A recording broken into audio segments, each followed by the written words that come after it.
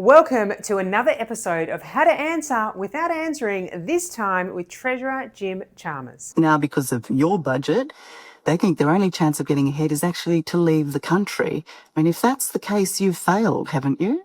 Well, again, let's look at the facts of what we're proposing here. Instead of answering the journalist Tara's question, the Treasurer moves the conversation back to the policy itself. And he's not answering the question that he's actually been asked. He's answering the question that he would rather answer. Well, again, let's look at the facts of what we're proposing here. I'm telling you the facts of this scenario.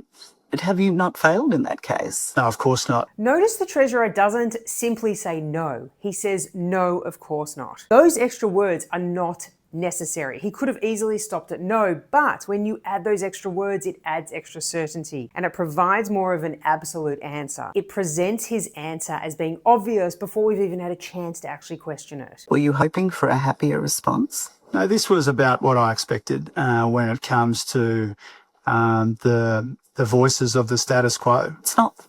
Jim, it's not just the voices of the status quo. So she's asking an emotional question, in essence, how he feels about the response. But he pivots straight into the resistance. So suddenly, the conversation is no longer about feelings or emotions. It's about the people that are resisting the change. Masterful choreography in play here. Because once again, the Treasurer is not answering the question he's actually been asked. He's answering the question he would rather answer. It's young people today suffering. It's investors saying this country is no longer worth investing in. You know, there's no point in going into a high risk, high return business because there's no incentive. You need to be careful where you get your news from. So the Treasurer doesn't actually challenge the criticism itself. Instead, he challenges where the criticism actually came from. And just like that, we are dancing to a different tune because this subtlety, this change in focus changes everything. Because the focus moves from, is this criticism true, to can we actually trust the source? So we're no longer fact-checking the information. Instead, we're being guided to start to question where it's come from or who it's come from. Were you and the Prime Minister lying when you said you wouldn't touch negative gearing